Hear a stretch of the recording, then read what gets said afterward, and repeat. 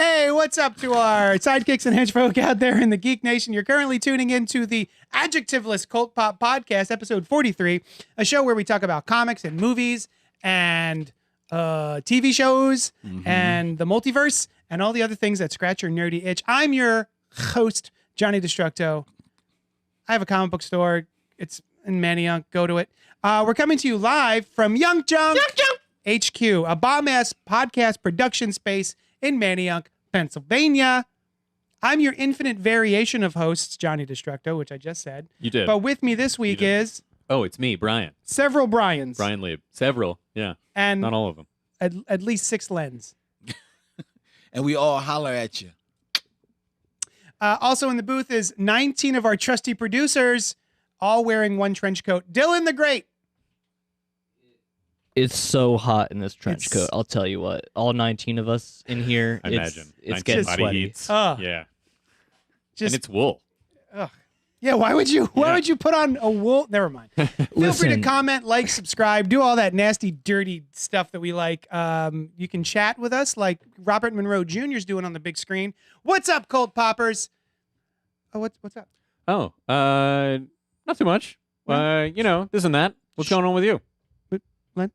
I was talking. What's up? How are you doing? What What happened? Great. I'm answering the question. What's up? Not much. Nothing. What's up with you, Robert? That's the way we do a show. Yeah. All right, so let's move on to my favorite segment, which I lovingly call "What Have You Been Up To This Week?" I'm going to kick us off with probably Len, because right next to his name I've got 2 question marks. Hey, Len, what you been up to this week? Did you prepare for this segment? What have you been doing? Well, Not much. unbeknownst to you, I do not beknownst it. you don't beknownst it. I did. Because I've been up to things. Yeah, you do stuff. I Sure. do stuff. Yeah. I'm not like, I'm smart. Smart people do Not stuff. dumb like they say. I'm smart and I want respect. Dumb people do stuff too. Just saying. Yeah, true, they do. Yeah. They do dumb things. Usually me. They They usually you? do me. Yeah. Oh. Because they're dumb. They don't know any better. Go ahead. Case in point, his wife. So we... Wow. She's Double gonna insult. Kick your ass. Oh, man. You better hope she's not watching. Go ahead. Just insulted my wife. Yeah. And, well, you too at the same time. To be fair, it's not real. I think it's not really really an was an insult insult to to- my wife. it was It's an to insult you. to me. Yeah. The fact that was she- definitely how it was intended. Yeah. Yeah. Shit. All Yeah, right. she knows. Okay. All right. She would say, no, he really was talking about you, Yeah. honey. Shit. That's a good Took me point. too long to get that. I'm good. She probably just sent a text. But no, what I've been up to, I'm glad you asked exactly what I've been up to, because what I have been up to is that I've been in the midst of rewatching, for some strange reason, Hogan's Heroes. Oh, Interesting. it's of all Hogan's of the Heroes. shows. I know, of all the shows, right? Huh. Okay. And here's the curious thing about Hogan's Heroes. For people that don't know about this 50-year-old show, I was gonna say anyone under the age of 60, go. Let It's- them know. It's about a group of American soldiers who were captured in World War II, and they are prisoners in a German POW camp, from which they run an underground operation to sabotage the war effort, the German war effort. And as I have learned watching, I'm now deep into season 2 of this. And remember, this is back in the 60s when seasons of television were about 30 shows a Right. season. Yeah, man. Yeah. Ooh. Deep into season 2, I'm amazed that they are still sabotaging the German war effort every single episode. Yeah. And no one catches on. Mhm. I mean, they have spies going in and out of the camp. They have actually like built and flew a plane out of the POW camp. Uh-huh. They've stolen a map. They've blown up the same bridge 20 times. They just keep rebuilding that bridge. And yet the Germans keep coming to Stalag 13 and keep going to the commandant and say, keep this under your hat, Clink. This is a secret. And it always gets out. And why would they even bring that information to the To a prisoner of war POW camp. right. Yeah. Like, we just like everyone to know about our secrets. but only us. We're just terrible at keeping secrets. We're It makes so no sense. excited about our plan. We got to tell everybody. It's such a good plan. It's like the POW camp is the only German office. Yeah, Like everything has to go through. Yeah, middle management. I'm like, what the hell is going on here? And this is a show that ran for 5 years. Oh man.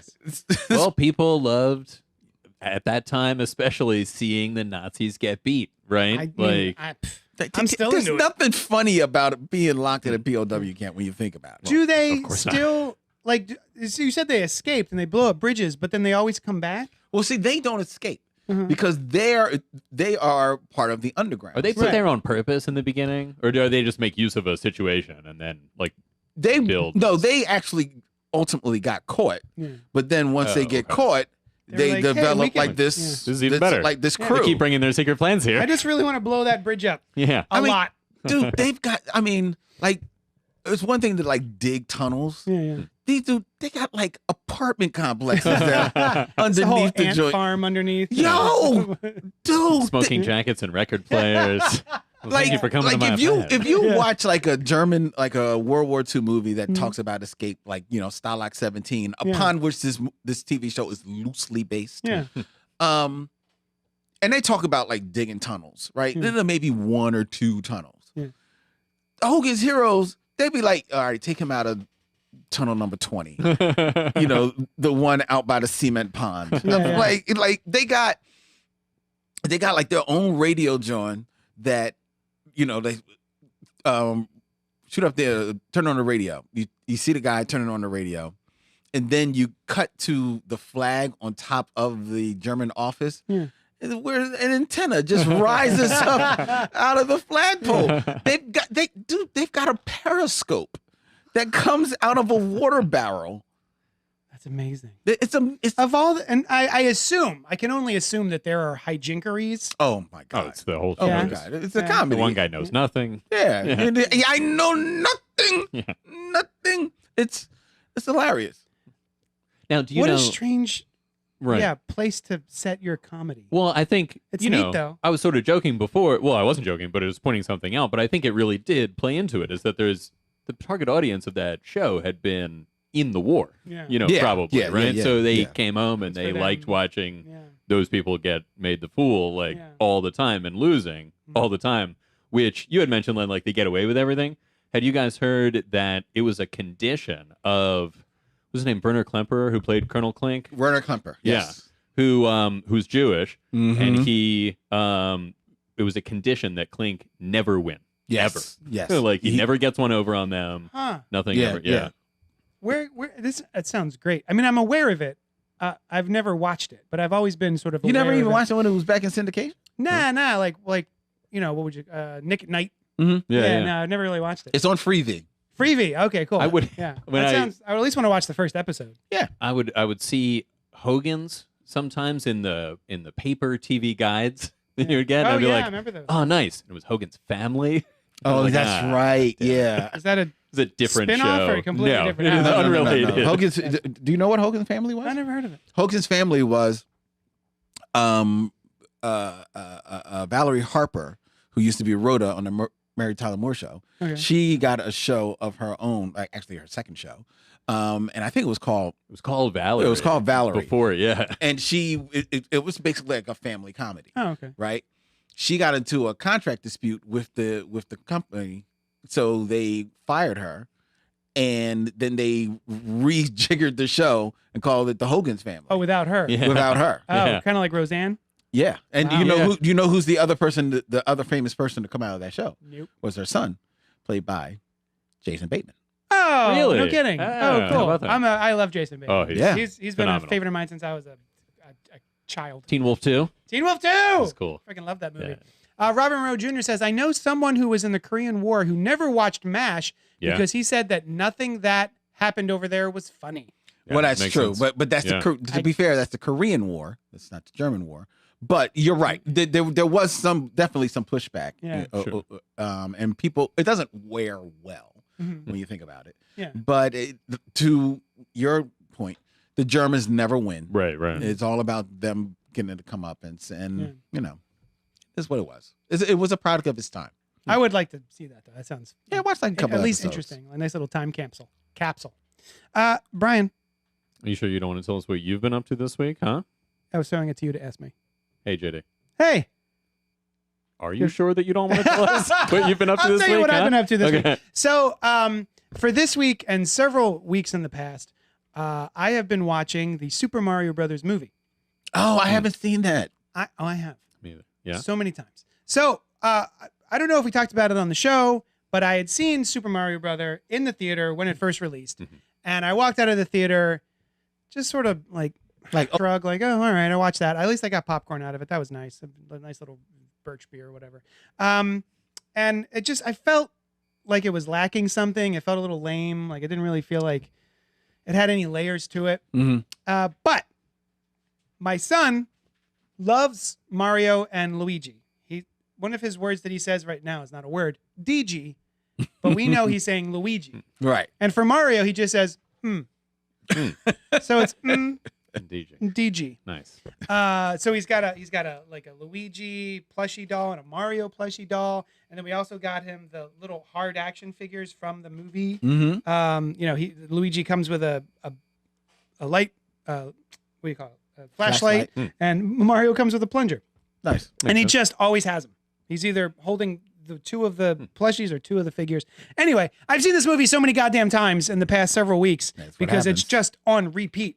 And I have grown to fall in love with this movie. That's what happens. And it kind of, just, what's it called?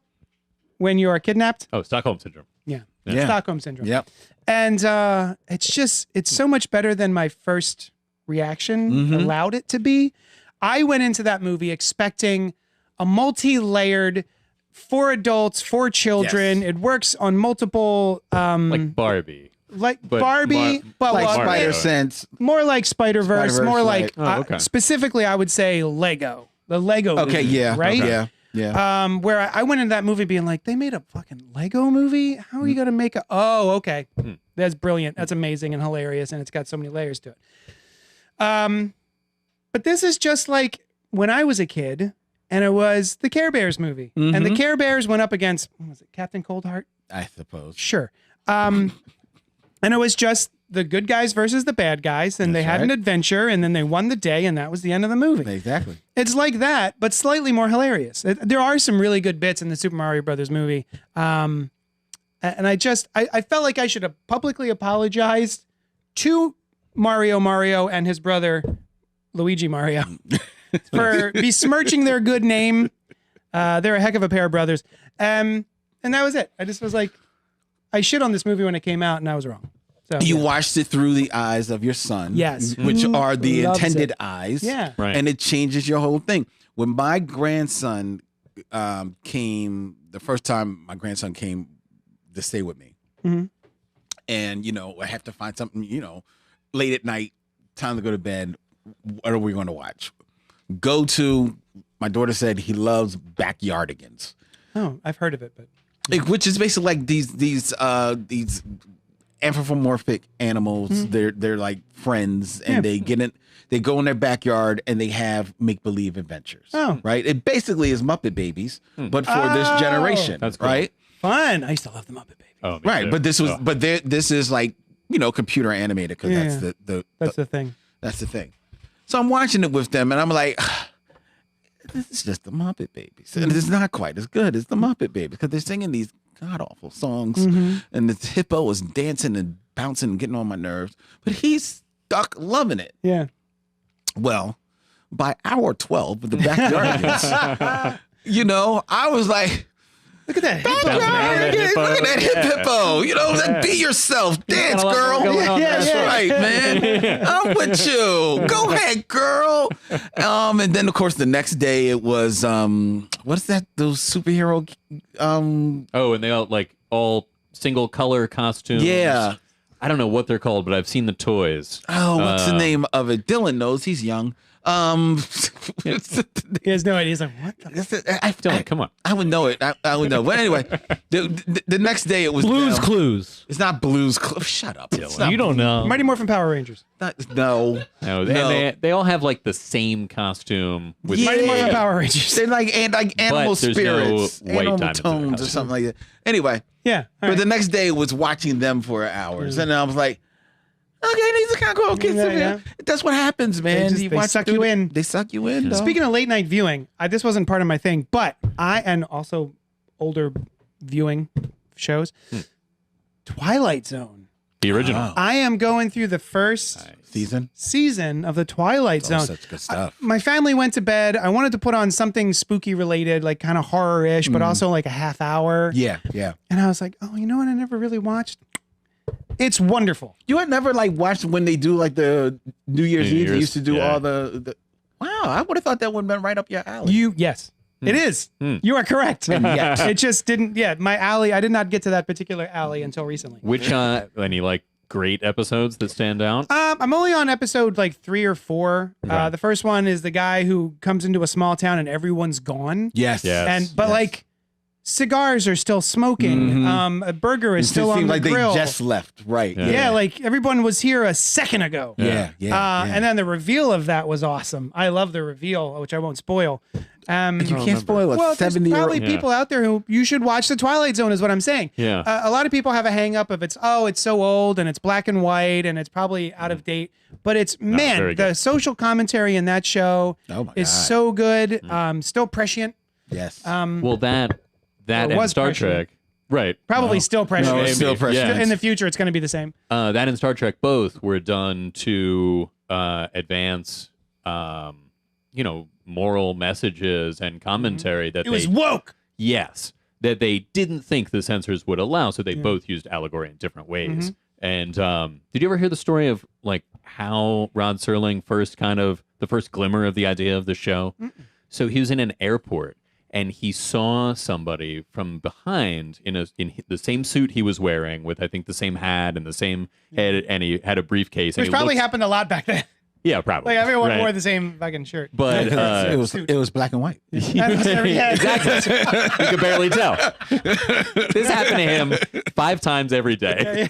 But this time, so he had like the same briefcase, and he was like, "Is that me?" Yeah. And that was he was like, "Oh, I should do a show about weird stuff like that." Yeah. And it's excellent, and many of them adapt sci-fi short stories from that time. Oh, which yeah? is also cool. Yeah, Because yeah. I heard that he had written them all. He didn't write them all. He wrote most of them. That's impressive. And some of the writers, he got some of the top writers of the day Yeah. to write some. Did Harlan Ellison? I think he wrote- right? Did I a think- couple. I think He he definitely did a did that couple. or Outer Limits, but I think he it was- wrote a couple of them. I think he wrote more Outer Limits. Okay, though. yeah, Yeah. and Star Trek.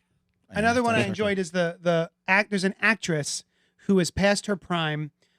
She was a really popular actress in the 30s, but now it's the 50s, and all she does is stay in her. She has a mansion and everything, and she's well off, and she just stays in her own little study and watches her old movies from 25 years ago on one of the old projectors, and refuses to come out. And she just keeps wishing it was more like it was 25 years ago, and What happened that to her? ends. She got stuck in the movies. Yeah. Yeah, I thought Yeah, she that's might- what Yeah, happens, yeah. I don't- they didn't come in remember and it, she's but actually yeah. up on the screen Yeah. in the movie when they turn on the projector, and yeah. she's actually like interacting with them Hmm.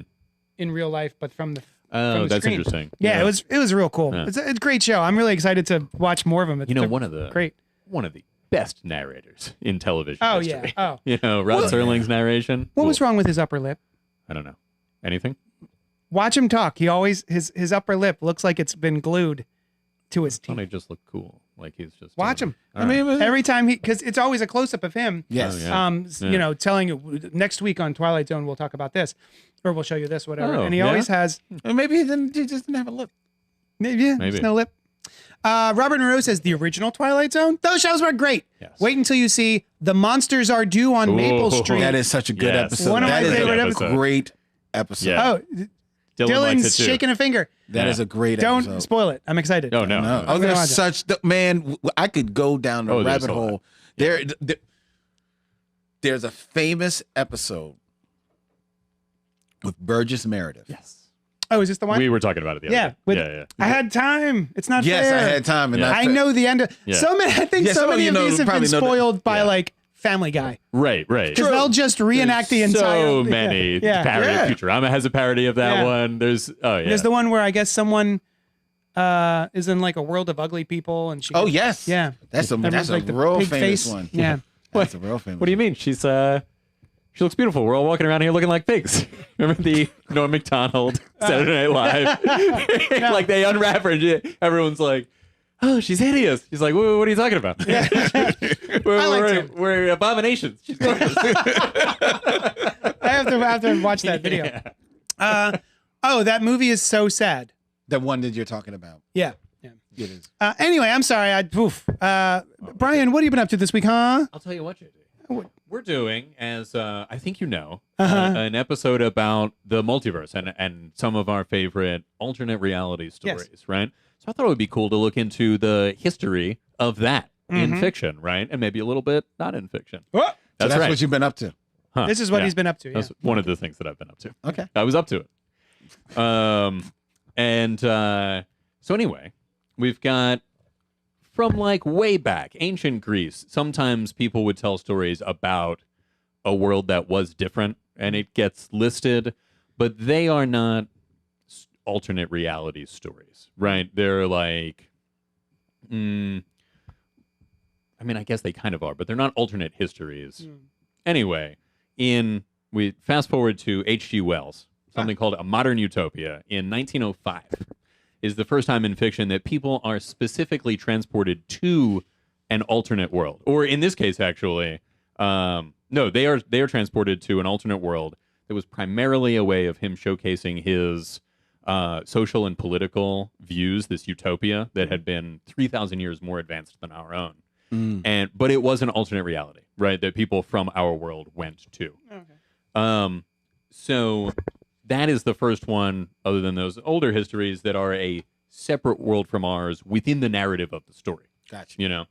And then again, in 1923, his Men Like Gods, we've got two people transported to another world, which is the first time that they talk about there being lots of other worlds. Oh. Right? So And when you said that was 1910, that one was 1923. 1923. Yeah. So they are, in the other one, they're just transported to this other place. In this one, you don't go to any other worlds, but when they're in the alternate world, it's known that there are more than that, right? A multiverse kind of concept. And then we've got Heinlein, Elsewhere in 1941, where characters travel to various worlds. So the first time that we see a multiverse in fiction. Hugh Everett, at that time, in like I don't have the exact year, but late 50s.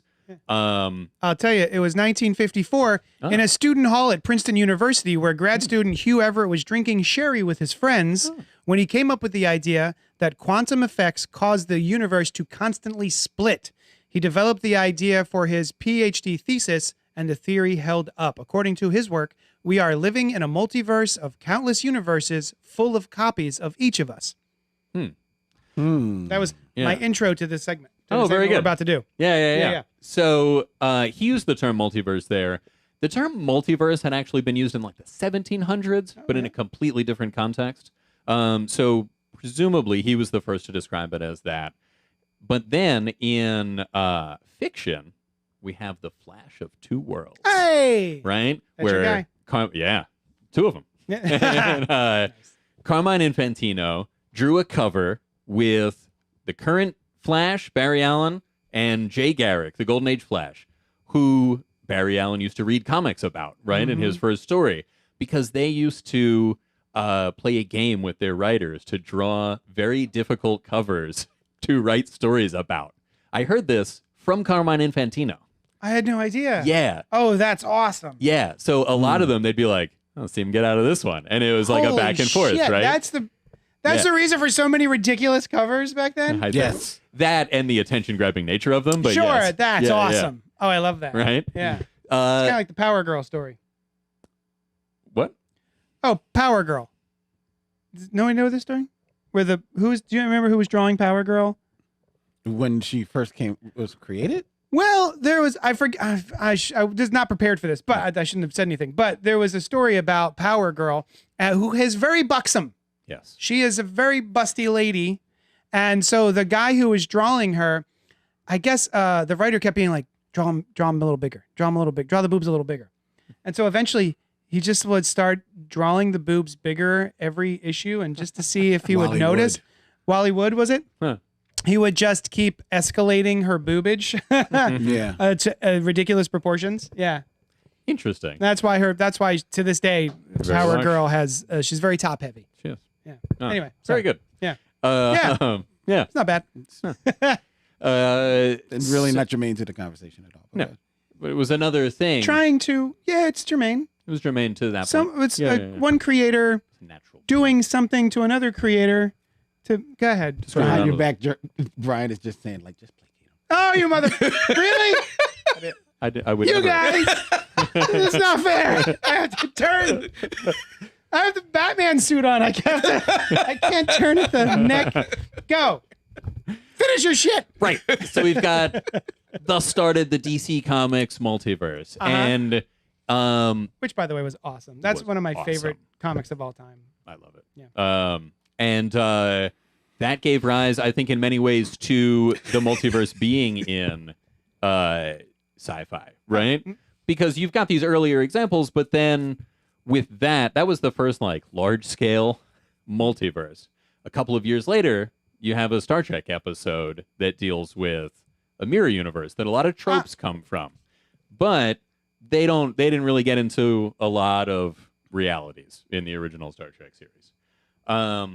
So then, I don't know the exact year on this one, but the Fantastic Four go back in time because Reed has come up with a way to cure Ben Grimm, right? Finally. But it's funny you should use the word finally, JT, because it would only work in his earlier form, right? 'Cause, the thing went through a couple of transformations early on. Yeah.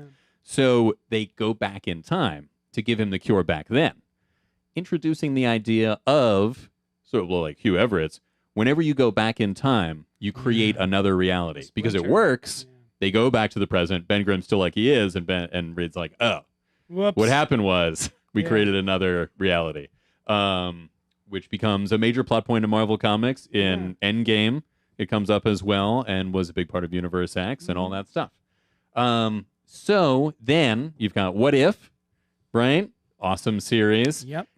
which starts talking about what if things in our narrative went differently, right? Not just some other alternate world where the world's history is different, but like what if Spider-Man had one done this? specific thing- Or which I think was another like important advancement of the concept. Then Crisis comes around. Crisis on like, Infinite Earths. Crisis on Infinite Earths. DC, for some reason, says this is too complicated for people to understand, which I've never thought made any sense at all.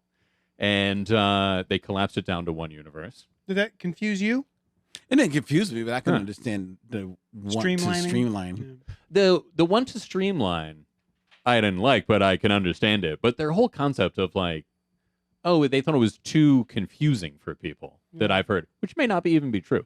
But I was like, well, what the hell? It was. Yeah. It could be confusing. Like, oh, this is There's two Batgirl. Supermen. So this is not the Batgirl that I was just reading. Wait, Yeah, this is no. Huntress. Yeah, Wait, is this Huntress? Yeah. Is the daughter? Wait, which Huntress is this? I do remember that So I can conversation. kinda- but And yeah. the fact Kinda dig that Captain Marvel and the Shazam family, they were supposedly on their own that's own true. Earth. Their own Earth. You Yeah. know what I mean? Oh yeah, they weren't part of like the DC. No, they pretty Yeah. much were on their Earth S. Oh, Although they okay. did, like Superman was on the cover of the first DC Captain Marvel, right? Introducing him. Oh, was he not in the story? Yeah, he's just Okay. introducing Oh him. no Okay. kidding. Huh. Yeah. So then another notable change, I think, is Sliders. I used to love Sliders, the TV show. Awesome TV show where Yeah. people are stuck hopping from universe to universe. I didn't vet this or check it out in any way, but it's the first like kind of mass market alternate reality thing that I'm aware of, where it was all about just the multiverse and going around from reality to reality. And if anybody can think of any others that were earlier than that, I'd be happy Email to. us at cultpopgo Yeah. at gmail.com to yell at Brian. I guess Yeah. it's technically not going from different universes, but which came first, Sliders or Quantum Leap? Oh, but that's not an alternate universe. Quantum Leap is just Yeah. back in time. He's Okay, making but things right that once went I wrong. guess, yeah, that's what I was going to say. I guess it's Yeah. not. And that technically, doesn't it's not. create a splintered universe, right? At least not Yeah, there. That's not that Yeah, type of that's true. time Yeah. travel. Yeah. Although I love that show too. Oh, I love that show. We're rewatching that right now, Tamara and I, and because the new one came on, and she's like, "I'd like to watch this," and I'm like, "Oh, okay," But there's this older one. I don't know if you'd be into it. Started watching it again. Oh, it holds up so Yeah. well. It's so great. Were those hours or half hours? Hour, Yeah, 42 it's minutes, hour. whatever. It's- but- it's yeah, syndicated. yeah. And then right up to the present, we've got, I would say, the wide artistic penetration of the multiverse, right? With we've got Loki, Doctor Strange, Mhm. Marvel's coming up. Their next big thing is what the I forget what it's Kang. called. Kang. Right. A lot of alternate reality stuff. Yeah. And a multi-Oscar award-winning movie. We'll discuss at a later time. It's so prevalent that I'm hearing people being like, all right, enough with the multiverse. It's too much multiverse. I'm done with the multiverse. Knock it off.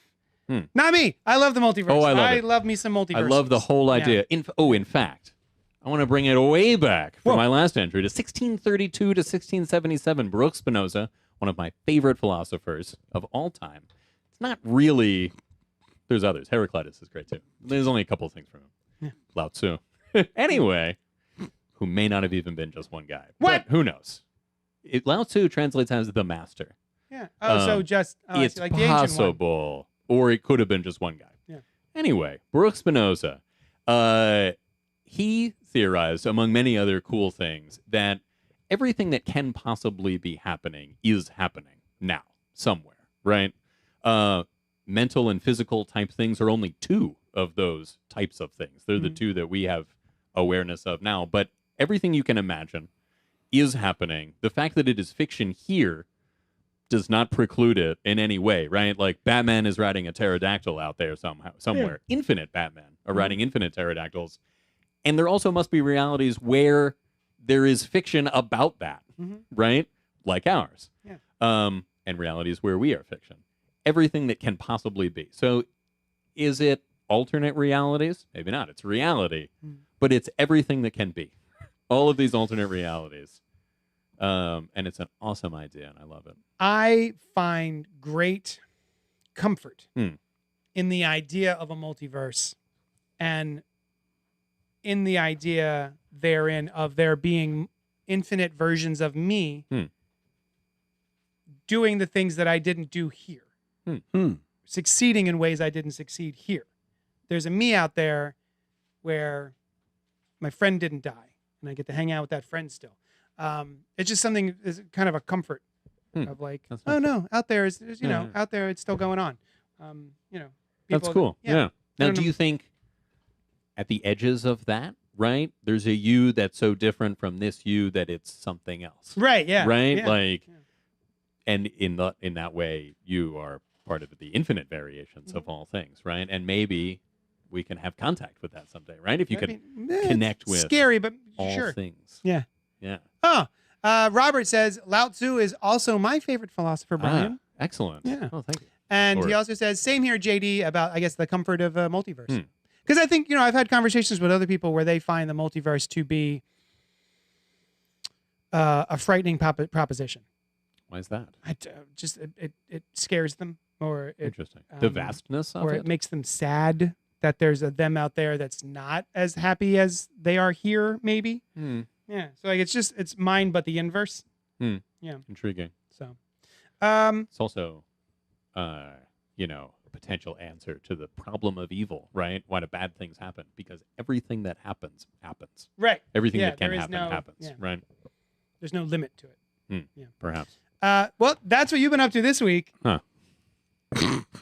Leading us directly into Elseworlds, a term that is bandied about in reference to DC Comics specifically. But for tonight, we're going to use it to mean basically multiversal stories from both Marvel and DC, from television, from film. We're widening the scope.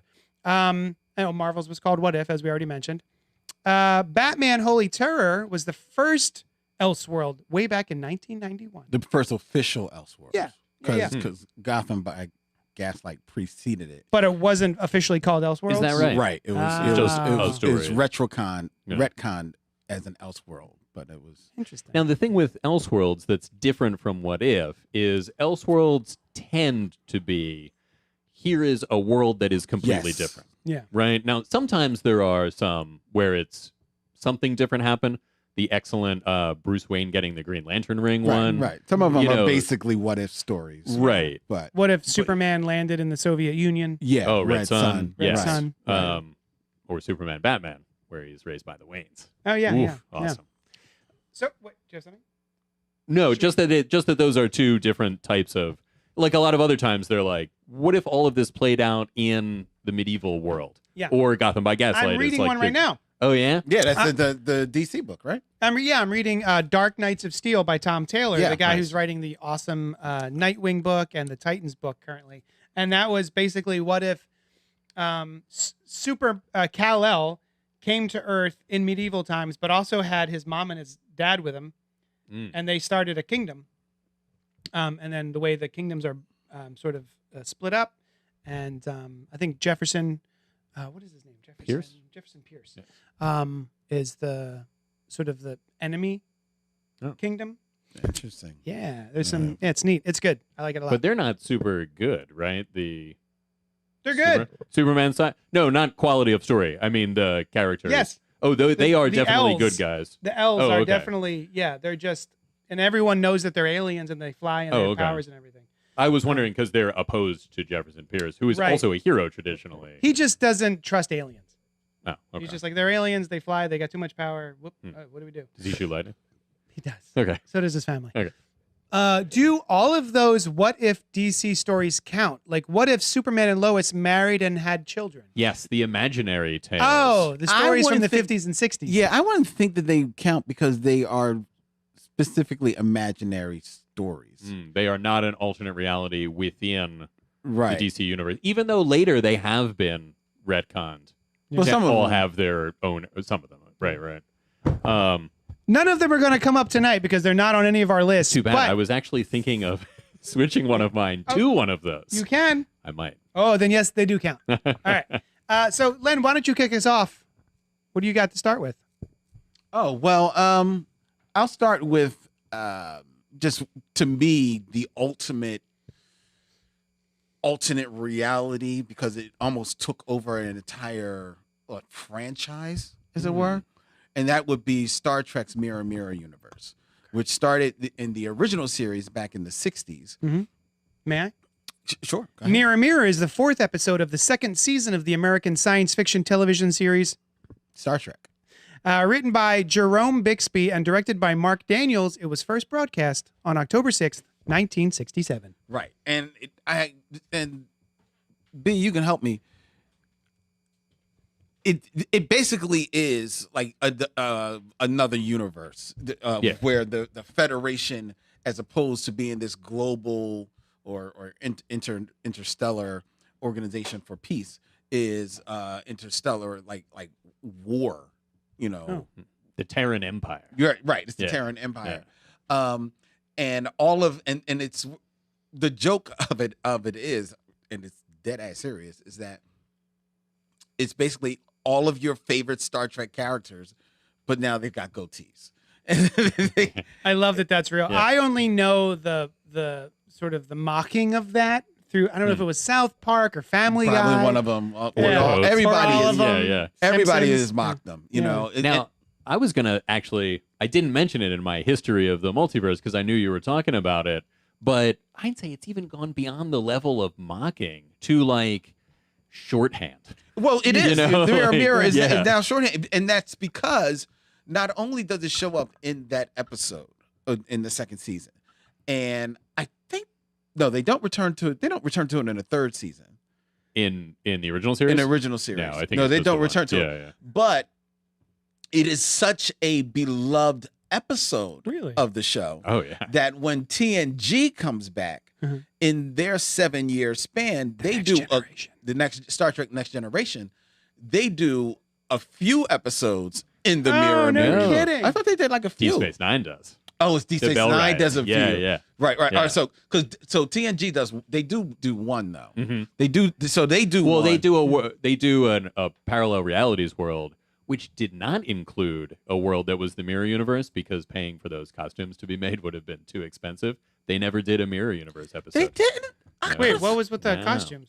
Well, they would have had to. So the mirror universe in the original series, the costumes are similar but different. A little There's bit more gold ornate. sashes. Oh, okay. Yeah, and yeah. Wait, what did you say? Horny? Ornate. Oh, ornate, but also horny. Like they show a lot more Oh. skin. Oh, Oh, yeah. And, yes, yeah. because Uhura in Yeah. the original episode in Mirror Mirror. It's like a bikini, basically. Of Oh my red god! And she's uniform. wielding it at night. I actually have the Funko Pop. Oh, of yeah? Uhura Oh, sweet. from Mirror Mirror Universe. Nice. You know. So continue because I actually thought they did one in TNG, but they No, didn't. they never did. Which would have been cool. You wow, know, that's cool. because there's some cool things that they could. So have they done. actually don't really return to because it's been so forever. Yeah. So they return to the In Mirror Deep Mirror Space Nine. universe Yeah. in Deep Space Nine, Yeah. and then it becomes like a thing in all of Mm-hmm. the other iterations of Star Trek. Did they do it in Voyager? I don't remember. They maybe didn't do it in Voyager, but Yeah, they but it was certainly, on concurrent shows. but they did do one episode, at least one episode, possibly two in Enterprise. Oh, there was a whole thing. Yeah, Oh, there was yeah. a whole thing in Yeah, Enterprise. they had a pretty awesome like sequence where the guy Zephram Cochrane's the first one to meet with the Vulcans, and it's this historic first contact day that began this Federation that's shown in the movie First Contact.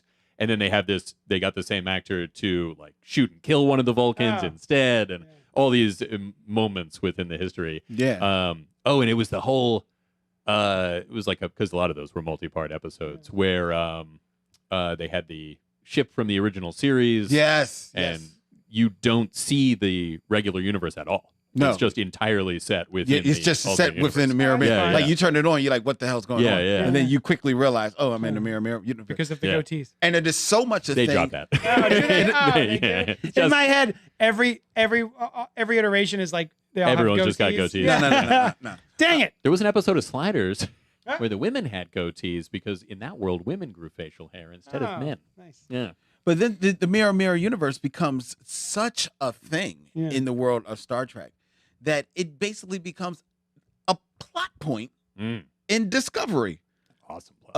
Awesome. Yeah. Because one of the lead characters that you're introduced to in the first season of Discovery, you find out later in the season came from the Mirror Mirror universe. Wait. Yeah. Michelle Yeoh? No, you knew that. Oh, okay. Yeah. But wait, there's a character from the Mirror Mirror universe? Yes. So there's a character. Yeah, there's a Oh. character from. I the don't Mirror think I universe. understood the reference. I don't think I knew. Oh, really? I didn't get that reveal. It's, Yeah, it's fairly Yeah, revealed. it's pretty. It's definitely 'cause they revealed. go to the mirror universe, and he's like, "I'm from here, the mirror universe." Oh. Yeah. Maybe I missed that episode. Well, it doesn't say Mirror Mirror universe. To be No, fair, it it's doesn't not called call Mirror it Mirror universe. universe. Yeah. And also, there was probably no goatee, so I had no idea. He didn't have a goatee. Well, he had to shave it because he was pretending to be the guy from the main universe. Gotcha. Oh, it was awesome. What an awesome Oh, it reveal. was so awesome. Yeah. I want to talk about this after the show because I want to We remember. should. And continues to the upcoming Giorgio from that. Discovery. Most of what she was in Discovery was her character from the Mirror Universe, Yeah, yeah. who is now going to have her own like Paramount movie or whatever it I'm will very be. excited. Yeah, She was the reason I watched that show. there you go. Was for Michelle Yeoh. The only reason I got into Star Trek at all was because of Michelle Yeoh. Oh, all right. Yeah. That was nice. Good. Yeah. Yeah. That's it. That's it. Brian. That's my Yes. thing. What's up? What do you got? My first stop. It's another sci-fi, the Farnsworth Parabox episode of Futurama. Ah, nice. Oh, what an amazing! Dylan is fist pumping. He loves it, Yeah. and rightfully so. And it's one of the best episodes of one of the best comedies. You know what I mean? Like Futurama's does brilliant sci-fi comedy drama stuff, and this is one of the best in that show, and also a great alternate universe like send up while still examining. They hit on so many of the ideas and tropes and make fun of it where appropriate, and that kind of thing. Like they're meeting their alternate selves for the first time, or sitting around a table, and they're like, "We'll be Universe 1, and you'll be Universe 2." It's like, Yeah. we want to be Universe 1. He's Universe like, 1, yeah. I don't know. This place really feels more like a B. Two characters fight each other. They're like, I know all of her moves. That gives me the advantage. Nice. And they're perfectly symmetrical. Is this like season 1, season 2? Oh, I don't know. Season I feel like 19? it's a little later. No, a little later in the original run. Okay. Like Okay. late season 2, season 3, somewhere. Gotcha. They hop through so many different interesting alternate realities. The episode ends with he creates a universe. He creates the other universe inside of a box. Ah. And that's how they go in and out of it. Neither one wants to leave that box in the other universe, so they pull them through each other, and their universe is contained within the box within their universe. Yeah. And the box is worth something too. That's says awesome. Professor Farnsworth, which is a great line. Yeah. And it's Good news, such everyone. yes. I love that show, but Yeah. it's such a mind-bending concept that isn't part of the alternate reality, but I just love it for that reason. And yeah, I'm trying to think of any of the particular alternate realities that stand out at me, and nothing really does, but it's just a great concept. The professor who says "what" a lot says "que" when he goes through the Roman one, that kind of thing. Yeah. I'm gonna have to check it out. Oh, it's so good. Oh, have you I not do seen it love- before? No. Oh, yeah. I have limited experience with Futurama Mhm. because there's a lot of episodes, and I just would watch it when it was on. Sure. But I've never gone through and like episode, like I am with the Twilight Zone. Well, it's on Hulu now. Yeah. And none of it's bad, but Mhm. the first 3 seasons are just brilliant. Like it's not a bad Arrested one in there. Development. Yes. The first 3 seasons Oh, are the good brilliant. ones. Yeah. Yeah. Although I guess the last 2 seasons are bad. So it's not like that at all. Never mind. Mine, I'll tell you what What is it? is Spider-Girl. Oh. So yes. there was Nice. a literal what if comic book, number 105. What if Mary Jane had never lost the baby and Spider-Man had a Spider-Girl? It focuses on the outcome of one part of the Clone Saga in which Mary Jane had apparently miscarried May, though the baby was secretly smuggled by Allison Mongrain and Norman Osborn. It picks up when Mayday Parker is 15 and just developing her Spidey powers. And why is that funny? Yeah, I thought you were going to say just developing something else. Oh, no. It's not germane to the story, but here we go. The artist kept drawing them bigger. Bigger and bigger. But this was, I love the what if, and I love that they made an actual comic book out of it. Now, did you read it when it came out in What Yes, If, and you're like, yes. this is awesome? Because And one what of a my treat, then. one of my big hangups about the Clone Saga is this thing: the fact that Allison Mongrain was paid by Norman Osborn to smuggle the living baby away from Mary Jane and Peter and replace it with a stillborn baby. Yeah. So they thought that their kid died, and and she sails away on a boat, and we never ever hear from her ever again. Marvel was just like, we're just gonna pretend that this never happened. Maybe they got lost. We're never It could gonna go happen, back to him. right? Yeah. And just, that's what happened. So the fact that they made a what if about this, I was like, oh yeah.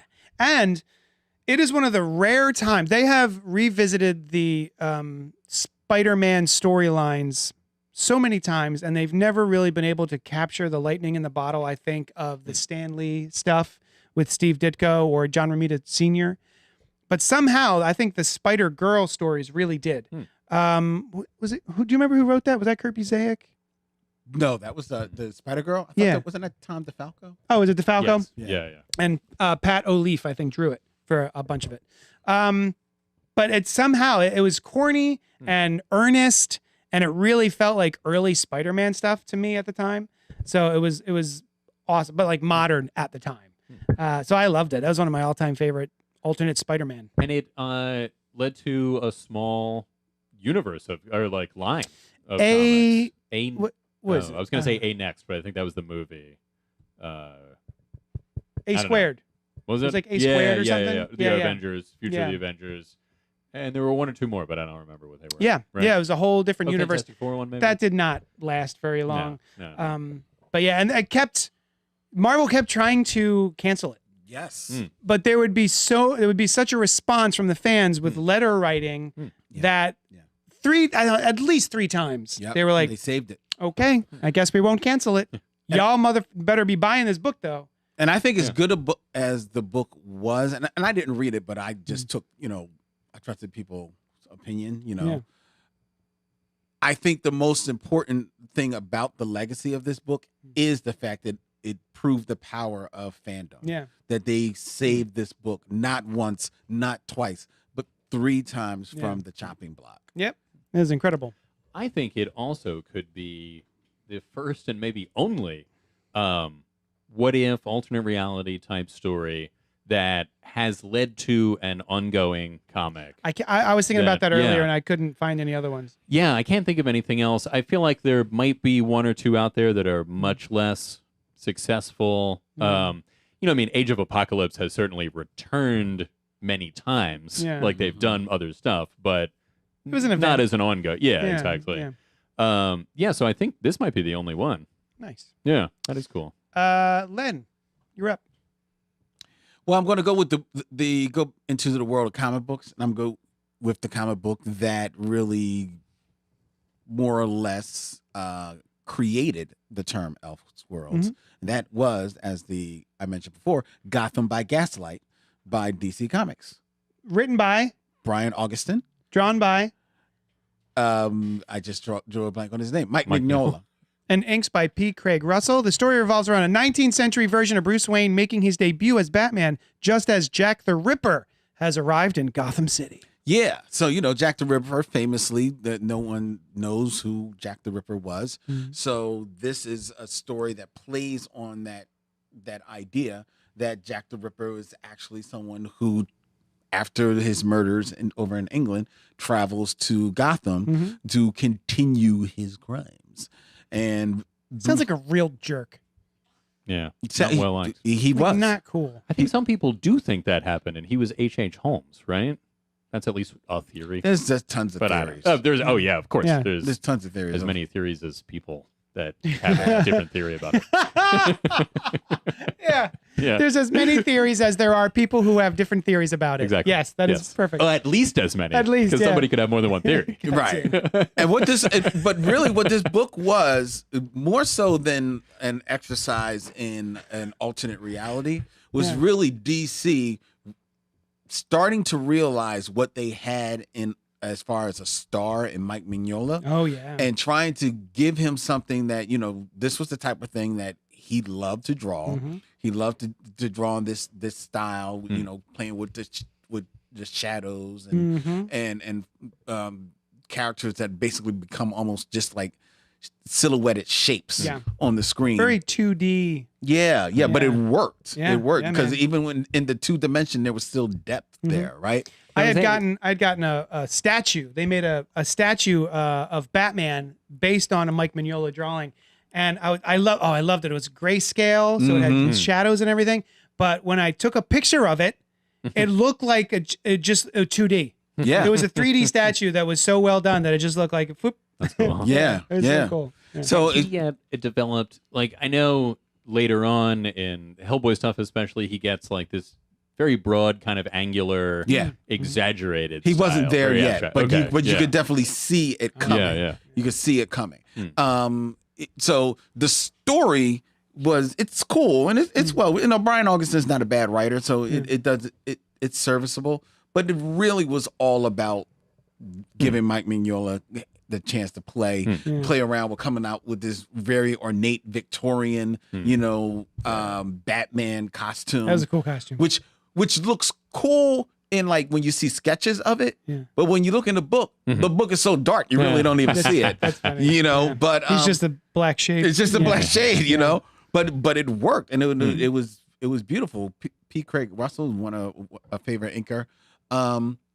So it really introduced. It was such a success that it just became like, let's put Batman in space. Let's put Batman back in the Civil War. Remember that multiverse we collapsed with Crisis on Infinite Earths? Yeah. What if we didn't? See, but they were different, That was different, right? I know. Yeah, because these worlds Sort of. never. It was as though, like, so what if has the Watcher, and he's like, the world that we usually read about. Here's another one that happened, right?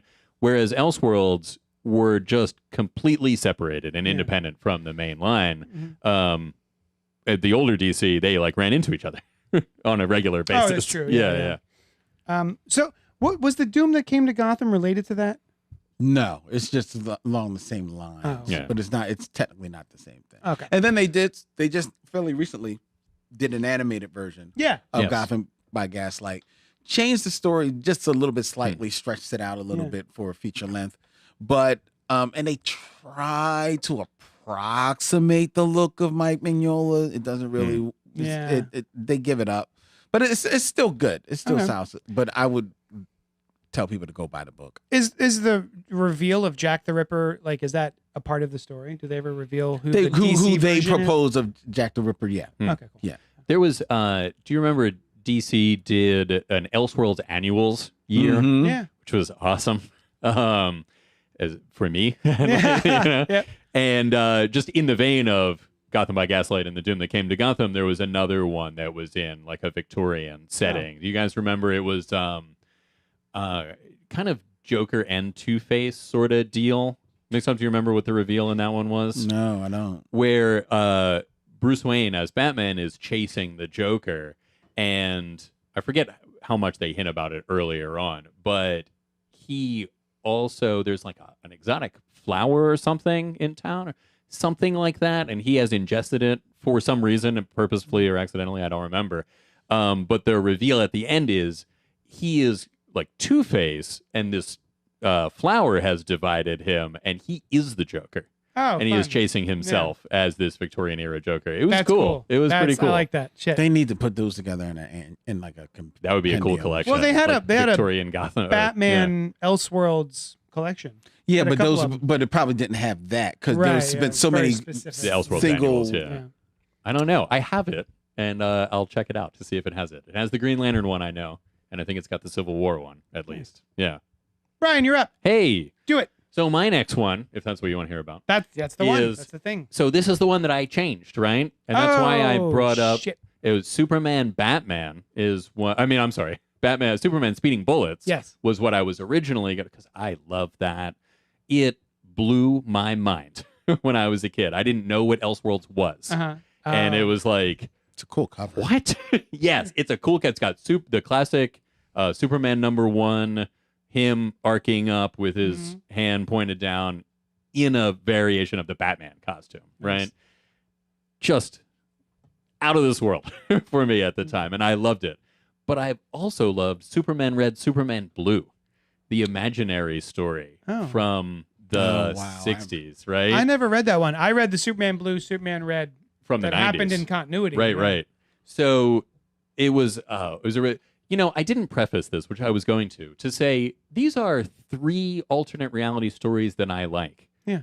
In no way my favorites. I don't know that I can. Right. I love alternate reality stuff, and there's so many, and 3 is such a small number that, right? What'd you just It's think? magical. Of? I just thought of the nail. It's awesome. I love the nail. right? We could have done a whole one of these just about DC stories. Yeah, it's true. Like the title of it said. Yeah, we That we were going to could've do. done that, but yeah. who Go on. knows? Go on. Tell me more. So Superman Red, Superman Blue was, for me, and I think just in general, the most famous alternate reality Superman story. Now, for a while, you Okay. know, like from the Silver Age, I would say, right? Okay. Yeah, From that month, yeah, particular year in Silver Age, It was riding It was high. the most famous. yeah. There were 2 others out, close competitors that Yeah, month, yeah. but this one won.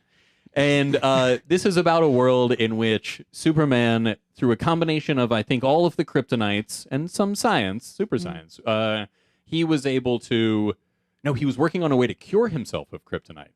And he's fissioned into 2 Supermen, right? Identical in all ways. And... In most ways. No, they didn't. They had the same costume, I think. Oh, okay. And then they Okay, changed okay. later. I'm pretty sure. Gotcha. And it just really captured my imagination Yeah. as a boy, right? That I love the idea of a hero's costume in a different color anyway. It's just to me very, very visually interesting and pleasing, like the Yeah. Reverse Flash. Oh, I love it. It's Barry's costume, but the inverse colors, Yep. right? So that really, I loved it. And everything works out great in this story, Oh, right? that's There's rare. 2 Supermen. It's the 50s. Yeah. Oh, Right. Actually, I meant to mention this. It was 1963. Ha! Holdover from the 50s, probably. Written by Leo Dorfman with art by the classic Kurt Swan. Oh, nice. Yeah. So it's very classic looking Superman, right? And with 2 Supermen, they can take care of everything. Yeah. Like, everything is done. All natural disasters are fixed. He helps humanity. He re-enlarges Kandor. One of them goes back to Kandor and lives with Lana Lang. One of them stays here and lives with Lois. He loses power on Kandor. Why Lana Lang get the bottle? He re-enlarged it. Oh, okay. Yeah. No, Fair it's a new Krypton, basically. Okay, fair enough. But, yeah. Fair enough. But around a red sun, which kind of sucks. Was Lana Lang always a mermaid? That's Lori Lamaris. That's Lori Oh, Lamaris. shit, you're right. Yeah. Oh, Lana. Lana, From Lana. Smallville. I'm so dumb. Well, yes, she did grow up in We Smallville. know this. Dumb. He's got a lot of Yes. double L's. Thank you. Finally, you agree with me. Yeah. Well, if you weren't so dumb, it would happen more often. That's our show. We did it. No, JD, no. Oh, no. We're There's still more on the list. going? Ah, jeez. So anyway, yeah. I just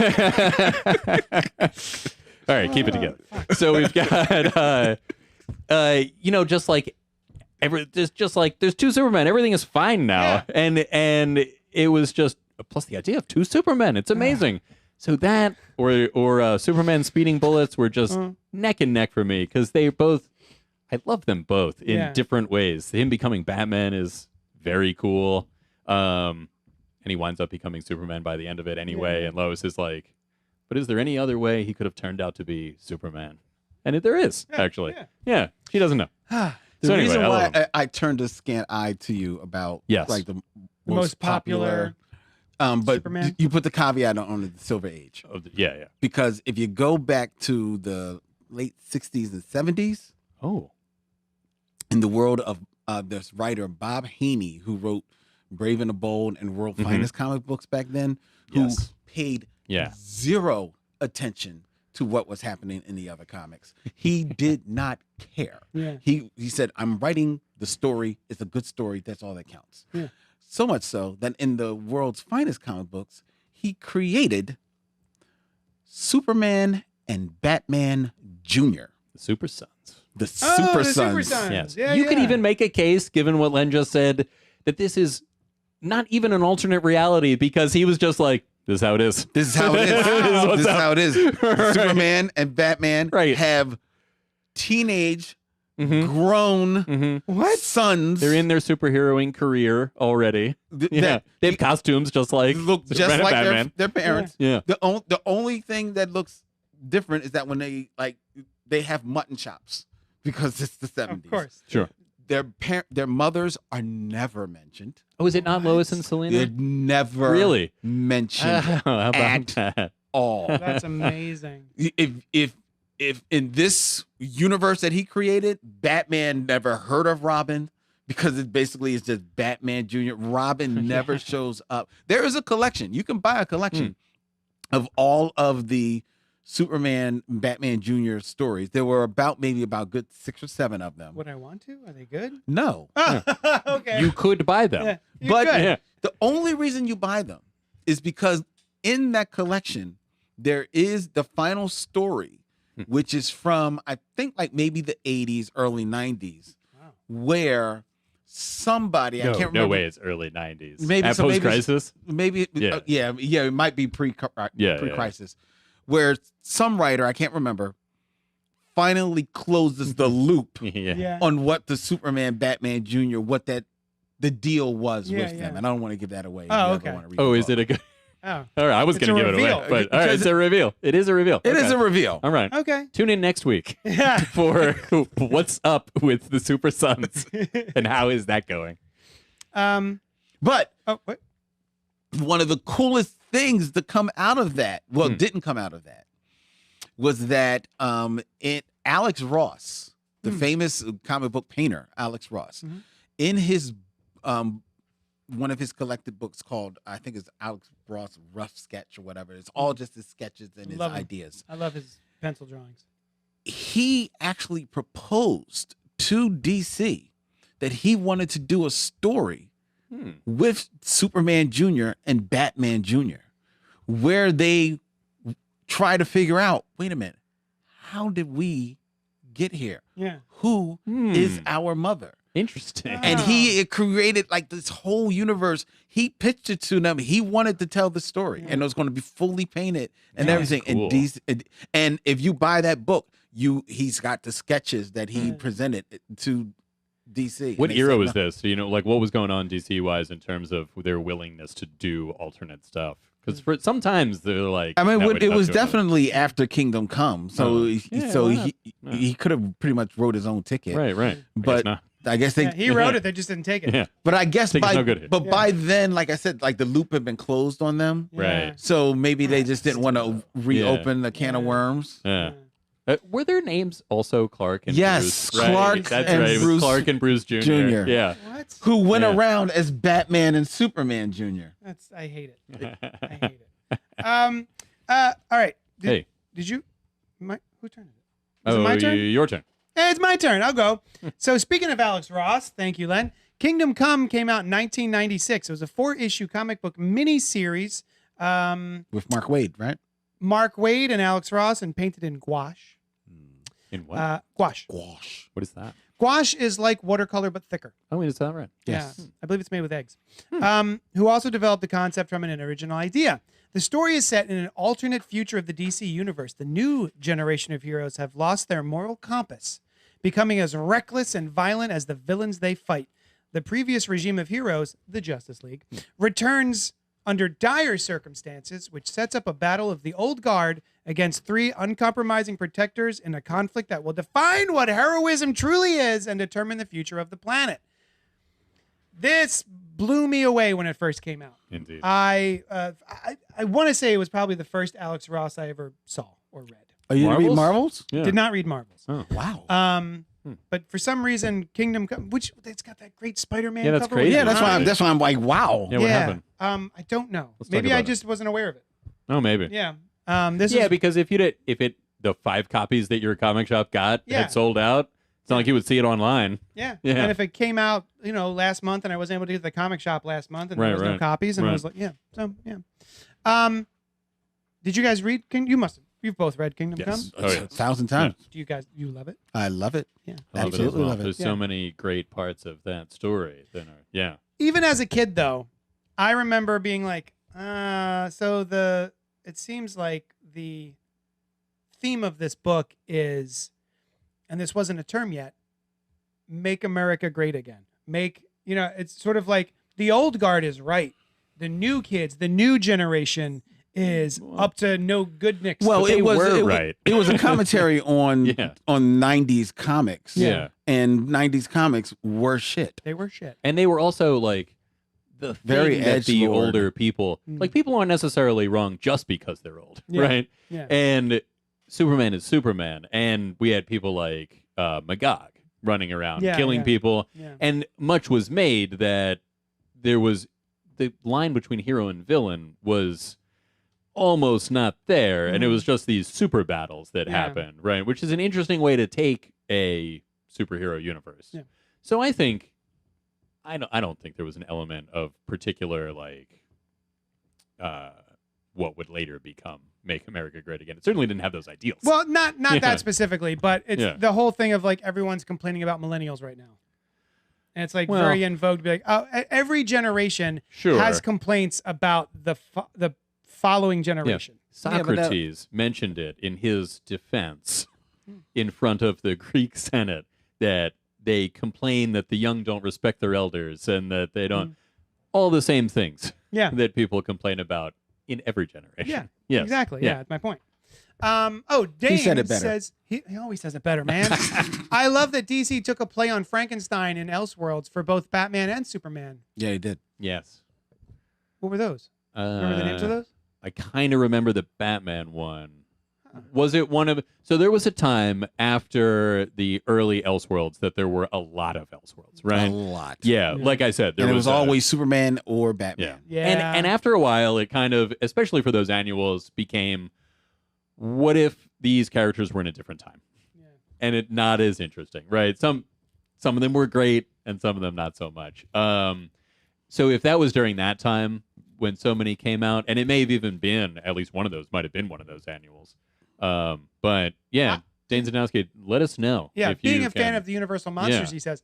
There was also one where Batman was a vampire. Oh yeah, Yes. Blood Rain? Blood Rain. Yeah, Blood with Rain. Kelly Jones. Yeah. that one was Kelly cool. Jones did I think the there art. was. Oh. Was there a movie? There we go. Batman Castle of the Bat. Yes. Oh, And yes. the Superman monster. Superman Yes. There you go. monster. Yeah. I Thank do remember you. Castle of the Bat. There for was sure. actually a very cool one by, I think it was Alan Grant and Norm Brayfogle, Oh. where Batman is basically like an agent of the church. And it's like striking down on all these like demons, right? like seeing like the heroes as demons. Like I think there's I like don't a think I really read that cool one. scene where like Superman is like strung up or something like that. It's really out there. That's a really cool I one. love Brayfogle. And Hmm. yeah, Alan Grant was he was writing detective comics, right? Mhm, Yeah, man, mhm. those were great. But yeah, just Kingdom Come. Hmm. I just absolutely love that. It's one of the first times I saw a whole book that was hand painted, and I've never seen Oh, anything yeah. like that. It was gorgeous, and the story was great, and Superman returning at the end, and Ooh, Captain Marvel twist. the Captain Oh, Marvel what a bit. that was a Captain cool Marvel twist. twist. Yeah, was man. cool. And That you know was he good shit. wanted the Green Lantern to be Hal Jordan, and DC said no way. Because wasn't Hal Jordan dead He at the was time? dead or evil at the time. Wait, was that not Hal Jordan? So No, that was in that this- was Alan Scott. it was unspecified, Was it? but that's why they never say. But he's got Alan but- Scott's ring, And he's got and Alan Scott's a little hair and lighter all that hair. shit. It was Yeah. Alan Scott. I always Yeah. thought that was Hal. I No, never it was Alan realized. Scott. He wanted. I mean, he wanted you to be able to think it Yeah, was yeah. Hal if Yeah, you but wanted no, to. it was Alan Scott. Yeah. Especially the way the aging works. Like he wasn't way older than Bruce and Diana in appearance, like Alan Scott would be, right? Well, he's Well, got that going on anyway. Yeah, Yeah. he's got a little bit of that youth thing or whatever. Yeah. But because I think that may have been around the time that he was Sentinel, but I can't remember. Yeah. But the other thing is that they kind of wanted you to hint that the Flash in that may have been Jay Garrick Well- because Oh, of you the think so? helmet. 'Cause The helmet. But Yeah, it because you actually didn't know was which one it Barry was. Allen. Yeah, I thought it was Barry with the helmet. No, I thought it was Wally. Oh, but later on it turned out to be Wally. Maybe because you remember they did a sequel series the called Kingdom. The Kingdom, Yeah. where somebody was going back in time killing Superman every day, I think. Oh wow. Which I believe was also where Hyper Time was reintroduced, and you got Really? the Phantom Stranger looking son of yeah, Yeah. the son of Superman and Wonder Woman raised by Batman, Right. who was like the guardian of Hyper Time. Never seen again. as Now far here's as the I know. thing: that miniseries, The Kingdom, Mhm. which was the more or less the sequel to Oh, yeah. Kingdom Come. Kingdom Come was originally Alex Ross's idea. Yeah. And he got Mark Waid to kind of like help him write it because he wasn't as confident as a writer at Sure. the time. So he did come up with an idea for The Kingdom as a sequel. Huh. But DC wanted to put so much of a change on it that he said, okay, y'all do that. Yeah. I'm out. I don't want to do that. Yeah. And then years later, when he talked Jeff Johns into allowing him to use the Yes. Superman from Kingdom Come Mhm. in Justice Society, in that Oh, book, right. he then pretty much massages the story to man. present the Kingdom story that he wanted to present. Oh, that's knowing cool. the way That is ends, really the sequel Yeah. to Kingdom Oh Come. shit. the way that ends. Yes. Now hearing that could have been a whole miniseries, I really want that miniseries instead. You know, because it turns out he sees the Legion of Superheroes Yeah. having aged, significantly, and he's just kind of watching now. Yeah, because like the last Yeah. pages of it are the last pages of that storyline, which is Alex Ross does all the covers, but it's Yeah. drawn by Dave Eaglesham. Eaglesham was doing all those. Yeah. But That's a great run. the last few pages are Yeah. Alex Ross painted fun. Yeah. in that universe. Yeah. That's fun. Oh, it was great. And Gog is a major part of that line. Because and that was the story. That he yeah, wanted him to tell. becoming, but yeah. Oh, also, if are you guys reading Batman Superman World's Finest Yes. by Mark Waid and Dan Mora, Yes. that whole first story arc Well, ties in. Well, that whole comic is like Yeah. basically, isn't it? It's not supposed to be canon though, is it? It's supposed to be in the very recent past. Okay. Oh, Yeah. well, I guess it's Yeah. canon. But Yeah. anyway, yeah. You know, the good couple of thoughts about Kingdom Come. I love that concept of the Flash. right? He is moving so fast. Yeah. And that's why you don't know which one it is for sure. Can't even, because your he's eyes just, can't even see him anymore. He's just a blur. He's taking care of everything in Keystone and Central Cities and is just never stops. And his daughter, who I forget if she's in Kingdom Come or if it's just later. I think she's in Kingdom. Yeah, she's definitely in Kingdom Come because she's on Batman's side. Yeah, and is like, feels lonely, I think, with that because he's always around, or he's always running around. That storyline made me sad as a Flash fan. I was For like, sure. oh. Yeah. Maybe take a nap. But you see a few of them later on. But I would say the Kingdom Come Superman is in a different way than Spider-Girl, but one of the most stick-aroundedness guys of alternate realities, right? You have seen the Kingdom Come Superman more, represented He also more. has the best S shield. He's got a great S shield. I love that S shield. And I mean, you saw him in the Brandon Routh reprised that in the Crisis, and ostensibly as a possible future to the Christopher Reeve movies because he was a possible future of that. And he's in the JSA, and you see him reappear more than most other alternate reality characters. Kingdom Come is great. It's fantastic. I cannot recommend it high enough for people. But it also is cool for just so many cool Easter eggs that Alex Ross paints into there. There's like a touching on the Watchmen in there. I don't think I noticed that. When I because there's somewhere on the wall it says like who watches the Watchmen. Nice. He sticks in. Jesus, he sticks in Peter Parker in there a little bit. Jonah Jameson shows that's up cool. a little bit. But you know what is the best Easter egg? You know that there are actual Marvel heroes in there? No. Who are they? You don't Where know are about they? that? I mean, I might. I'd What's have to this? see it. When there's the breakout at this huge like jail where all the supervillains are, and then you see all the superheroes coming to, get them. Yeah. If you look deep in that well, very small, it's Captain America, Thor, and I think there's one other. That's cute. I don't think it's that's Spider-Man, awesome. but I always love when that happens. Yeah, I love it. Yeah, me Sneak in too. little. Yeah. I love stuff like that. All right. Who's up? Len is up. Len, you got your last one. What do you got? Well, JSA Golden Age from 1993, written by James Robinson and drawn by Paul Smith, is a 4 issue prestige format. This is what they were called back then in 93. Miniseries that purports to tell the story of what happened between the disbanding of the Justice Society at basically the tail end of just after World War II and the creation of what is called the Silver Age of comics. And the mystery that they show in how the Justice Society, or basically all of the heroes of the wartime, come out of the war so broken by the experience, disenchanted with America because America becomes a little bit disenchanted with them, and yet still wanting to hold on to the values that they want to be heroes, and they're struggling with that. It's such a beautiful story because this is also a world where there is no Superman, there is no like super duper powered hero. There's not even a Dr. Fate. There's not a Spectre. The most powerful hero is Green Lantern, and that's because of Green Lantern's ring. Yeah, like what's his name? The TNT kid, right? Like he's one of the main characters. He's one right? he's one of the main characters. The TNT hero Kid of the Nitro. Golden Age, and his sidekick Dynamite Boy. Dynamite Boy. And basically he earns the power of being able to blow up things, but How do you earn that? well, he gained it through some Oh, radiation. Radiation did everything. Oh, sure. But it's such a beautiful book. Paul Smith can do no fucking wrong as an artist to me. One of my favorite artists.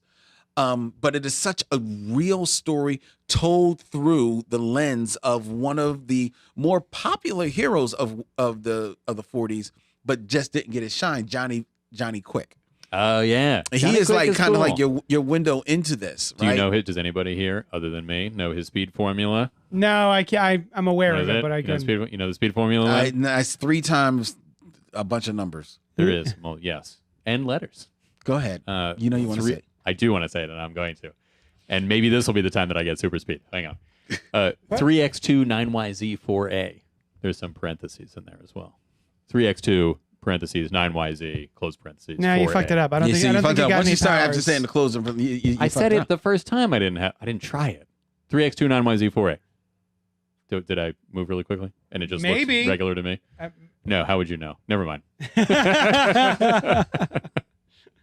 It is, but JSA Golden Age, and it was released first off as just the Golden Age. It's been retconned to JSA Golden Age. It's such a beautiful book, such a beautiful story, and it really centers on like just a lot of like more or less non-powered vigilantes of the time, having to deal with this crazy, insane mystery that happens, and I will not give it away. That deals with an old enemy of the Justice Society and an old enemy of the world at large, and that's all I'm going to say. But it is so dope. It is so beautiful, and when I was reading it, in my head canon, this is canon for DC. It's not. Right. I understand that, but it's my head what canon. happened. It's my head For canon. sure. Now, Len, when I read this, speaking of that, I had no idea what Elseworlds was. I don't know if I'd read Superman, Batman, or Superman Speeding Bullets already. But I picked this up and I'm reading it, and I got one issue, I think issue number 1, because I was like 11 or 12. And I'm like, what is happening?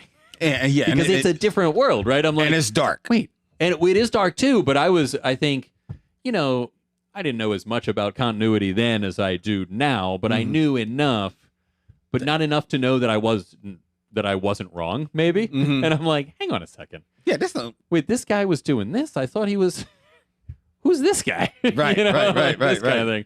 And so I was like mystified, but I thought it was awesome. Like the art is amazing. It's done with, like you said, it was called a prestige style, which is just the name of the binding, but it was a very prestigious feel of a book, And from the opening cover, the indicia is cool. The way they write the title in like this, because it's got like a gold foil.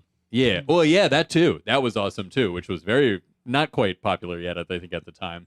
But also just the design of the Golden Age has this like retro kind of future, like something you find on an 50s old like radio. retro. Yeah. Yeah, it's It cool. was cool, which I love, and the JSA is cool, and I don't think they were very heavily represented in comics at that. No, at they that were time, not. They were not. And to be fair, the JSA, as most people know it, They're Green not really. Lantern, Flash, Yeah, whatever, they're talked about in there, but it's not really them because it's all these tangential heroes that knew them. Like it's like Johnny Quick, who was like a super speedster at that time, and he even jokes about how people always wanted to know who was faster, me or the Flash, Oh, I see. and he doesn't even say because he knows he wasn't. Right. You know? But he can fly too.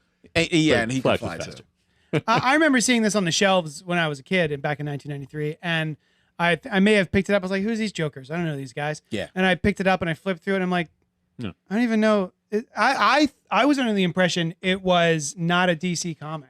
Like I thought it was an indie book with just made up superheroes. Oh yeah. And I was like, who gives a crap about this? And I just put it right back. I never bothered with it. I think they all were pre-existing superheroes. Oh, Right? no, Like, they're all characters pre-existing. from the- Me, No, I know. I was very much into like the big heroes of the time. I was a big Oh, for sure. Spider-Man guy, Yeah. Todd McFarlane, all that sort of stuff. Right. And I wasn't really big into DC at the time, so I had no idea. Well, like in a way, maybe they were a bit like, you remember, I don't know, maybe around 10 years ago, a bunch of the, I think, Gold Key heroes were reborn by, I think, Archie Comics. So these were actual Golden Age characters that just hadn't been written about for like 70 years. The And American, I think, is that one of the them? Black Pirate, I Yeah, think, was one of them. yeah. It was a very strange Superman type, Yeah. because that's his role in that universe. But That was he's it. Wasn't a Gold Kid, it was Dynamite. Dynamite. Because yeah, you're Alex Ross Yes. did a whole thing of covers. And on it. Kirby, a guy named Kirby, was a Yeah. main character who also, I assume, looked like young Jack Kirby. Yeah. Then the Gold Key ones did come back at another time. I They believe. did. Yeah. They were with Archie. Brian, go. Hey, what do we got here? Let's see. Star Trek: The Next Generation parallels, right? Similar to how Futurama is one of the best comedies in my mind. Star Trek: The Next Generation, all-time best TV shows. One of them at least. And this is a great episode, right? It's later in the show. You know the characters well, and Worf coming home from a Batleth tournament where he took second place because somebody cheated a little bit. He right? It turns out okay. So it's fine. But he's coming home. He's recording a personal log, and he lands on the Enterprise. And I think that's when he finds out he's in another reality. Just like something is different, but he doesn't know at first that he's in an alternate reality. And everyone's got goatees. Yes. But they take him off real quick, so he doesn't notice. And his goatee is gone. Yeah. And he's so he has to figure that out first, that he's even blipping through alternate realities. I think I forget how quickly it happens, but it's a great episode that shows one of the things that I love most about alternate realities is like the core of the concept, seeing these sometimes big, sometimes small variations, right? Mm-hmm. And so you go through, Data has blue eyes. He looks just exactly the same in every other way, but he's got blue eyes in one of the realities, right? And in another reality, the Wesley Crusher's back. Like the makeup of the crew is different. Relationships are different. Comm badges are different. He's standing at the defensive thing when something happens, and tactics are different too. And the panel does not work out well for Geordi in that one. Because they get hit. You know what I'm saying? Because he doesn't know the configuration. Sure. And he's like, what's going on? And Riker's like, get out of here. What are you doing, Mr. Worf? Shoot. Right. Yeah. You're usually pretty good at this. Yeah. And just all those small... Do you find out why he's blipping through the... Yes. Okay. Yeah, it's always some kind of space babble. Yeah, there was some space thing happening. Yeah, it was like a quantum thing was happening. And Data theorizes like, for every reality, every choice kind of deal. I forget if he says it's the choices that generate them or if they're just already out there. But the climax of it is a lot of enterprises show up, and you see different wars. Different wars. Different, like one of them is if a major threat to the Federation had won, and one of them is if that had happened and Picard was gone, but the Federation won in that one. And so you see all of these different realities, and all the Data's working together to figure it out. All in one episode? Yeah, that last part's pretty quick. Nice. Yeah. That scene where he's talking about when all the Enterprises show up contains one of the funniest lines I've ever heard. Because I think his Crusher is at the comms, or like and like all these Enterprises start pipping up, and he's like, Captain, we're receiving 1,000 hails. Because everybody's just like, "What the fuck are you?" Where are we? What's happening? And everyone acts in basically the same ways. They all do it at like the same time, basically. It's just one thing that they could have done that maybe it wouldn't have worked out sizing wise. They could have switched colors of the uniforms at that time, and 30 years later, I never thought of it until right now. It wasn't missing anything. There's budget restraints, man. Yeah. Well, that's what I'm saying. Like, they maybe couldn't just switch uniforms with each other. And so then at the end, it turns out, remember that Batleth tournament I was telling you about earlier, right? That somebody cheated and he took second prize. He was already in an alternate reality. Oh. That's right. All right. So he, which is actually kind of inconsistent. It's weird because he actually did that and had that memory. But anyway, when he comes back, he won. It's great. Yeah. Poof. So disaster averted. Yeah, it was fine. It wasn't really that big of a deal. Spider-Man Reign came out in 2006. Okay. And it was by written and illustrated by Kare Andrews. Yes. It was a 4-issue limited series. It took place on Earth 70237. Cool. Noted at that time. Yeah. Oh, what did they really? Oh, I don't know. That's what it says. Okay. Yeah, I don't think it was noted. Yeah, No, I don't think they had all the Earths back then. Set 30 years into Spider-Man's future on Earth 70237, it features a retired Spider-Man who returns to combat the injustices of a vastly different New York City. And this was 100% Kari Andrews being like, "Hey, what if Spider-Man had a Dark Knight Returns? Exactly. Very sick. And what if I drew it to look exactly like Frank Miller's Dark Knight Returns? Yeah. And it'll be in the black costume, so it'll be Yeah. darker. And it's so much so that I believe they have talking heads on TVs in there who are named Miller and Varley. Yeah. Okay, right. Yeah, Well, I've never read it. I knew the backstory, but I never. Yeah, read it. it's good. definitely Yeah. what if what if Spider-Man was in What if Dark I had Knight thought of Returns? Yeah, yeah, exactly. But it is a little what's the word I'm looking for? Infamous. Because of some of the story choices that happen. To me, I thought this was horrible, and has stuck with me ever since. The book itself. The Weird something choice that for him to happens, bring up. Something that happens in the book with Mary Jane. Mary Jane's dead. Dr. Octopus is dead. But the reason MJ is dead is because you remember he got bit by a spider. Yeah. Oh, it was the And radiation. He killed her by having Cancer. sex with her all the time. Yes. Yeah. Turns out he was just dumping radioactive seed into her. Yeah. And I mean, that would- she yeah. died of radiation poisoning Yeah. from having sex with radioactive Peter Parker, Yeah. which is a punchline now. But when I read it, Oh. I was like, I really felt the Parker luck. Like, Yeah. I really felt his I mean, responsibility to it's that. certainly an interesting, possible Right. angle to take on what could happen. Yeah, this Yeah. dude has spider powers because he's radioactive, and anyone around him, like, sure, Yeah, it's that's what I someone thought. he's It having was just sex with. because, yes, they did have sex. They had a healthy No. sex life, but I thought it was just because. Was it throat cancer? Says Robert Monroe Jr. It, Well done. it was all ends. Yeah.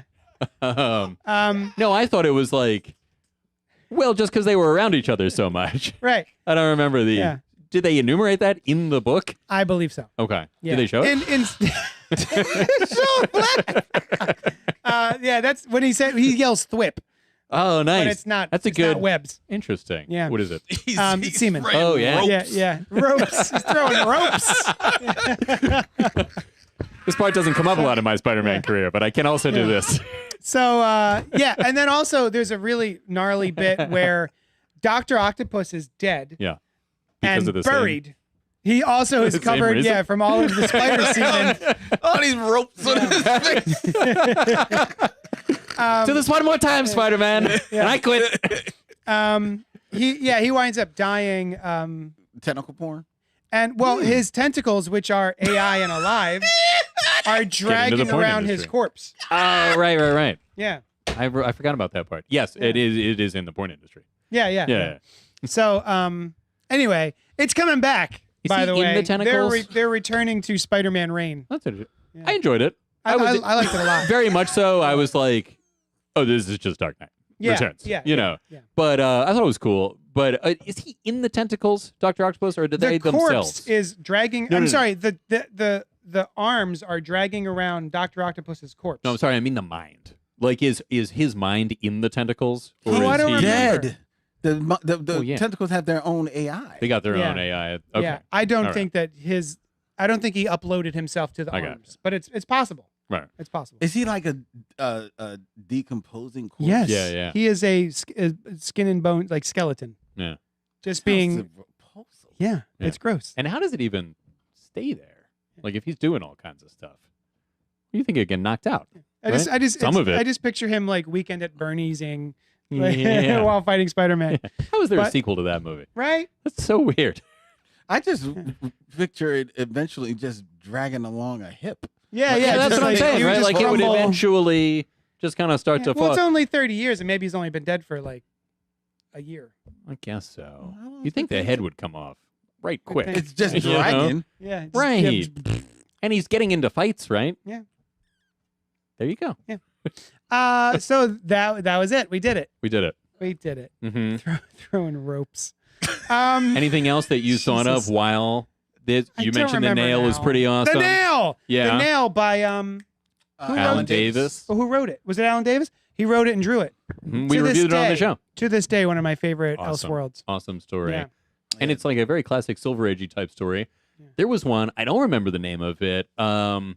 I think it was called Flashpoint, actually, where the Flash was the only superhero in the Oh. world, and it was a When- really cool. When about was Ooh, like late 90s, Oh, okay. I think. Hmm. It was either 2 or 4 part story where he's the only superhero and he's just the Flash. He's Exhausted. like, people love him and he's probably tired sometimes. this? Yeah, And but he has a lot of energy Yeah. from the Speed Force and such, which didn't exist yet, maybe.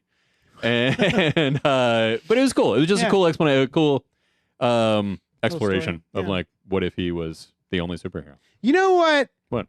For this one's for Noel. Here we go. You know, one of my favorite multiversal What is it? stories, Armageddon 2001. You know what, JD? I was Tell- thinking about adding that in myself. Yeah, where And you? I didn't. But But like I said earlier, this is just a list of 3 alternate That's right. stories, not Armageddon, because Armageddon 2001 is one of my favorites. it's It's It's good. It's so many we should tell the different people about. alternate reality stories, Yeah. right? And they just so many of them still stand out in my mind. And let's talk about that for a while. Yeah, Okay. let's have another show about it. Let's do it. Do you have any that you didn't? Well, Bring I was just going to say, Runners up. You mentioned about The Nail by Alan Mhm. Davis, which definitely it's very good. It actually spawned a sequel. Yeah, They did another Nail. Another Nail. Not as good. No. But no, it's not. And wanted to spawn a third one too. Yeah, I think. yeah, but Right? they You were mentioned like, that to nah. us, Len. That- Yeah, they did want to do that, but they They're like didn't. some of the stuff that was in the sequel might have been cooler if it had Right. more of the story. Yeah. Right. Yeah. I wouldn't be surprised if that didn't play a part in John Byrne, because he always wants to redo what everybody does. Yeah. Him doing Generations. Generations was awesome. I forgot about it. When it started, The first one was awesome. The first run of it was awesome. It ends on shit. But Alan Davis actually fell in love with the whole idea of doing like these, basically what if stories Mm-hmm. that then he does too in Marvel, because he does purports like to do the last story of both the Avengers Oh, did he and do the the- Fantastic the Four. end Right. stories? The end. Yeah. Those were some of those were very cool. Yeah, Some of those, the they end stories. they- yeah. I wasn't into him. I You remember could- reading it because it was Alan Davis and be like, because with Alan Davis, the art you can't knock, so good. but his writing is very up and down. Yeah. Did you guys ever read Big Town? Speaking of Marvel, it was a very underrated one where Reed Richards like used his intelligence to do things in the world rather than just Yeah. invent some crazy shit and then move on. Yeah. So he completely changes the Marvel universe. Oh, that's neat. that one was pretty cool. And Universe X. I don't have to talk about it, but I want to mention it. One of my all-time favorites. It's one of the things about anytime I think about the super geniuses in the comic books. Yeah, like, yeah, yeah. These worlds would be completely different if those Right. dudes actually Like existed. 2 years later. Yeah, no maximum. one would die of cancer. Yeah, Right. Yeah, they'd You'd have cure teleportation. everything. Except Mary J. Except for Mary Jane Yeah. from all them ropes. All right, thanks so much for hanging out with us. God damn it, Len. We'll talk at you later. I Are guess you that's doing a Mary Jane over there? What's happening? Was he miming this? was it throat cancer. Robert Monroe Jr. You should be either ashamed You're or proud of dis- yourself. Yeah, you should be ashamed and proud of yourself. Thanks so much for hanging out with us, and we'll talk at you later.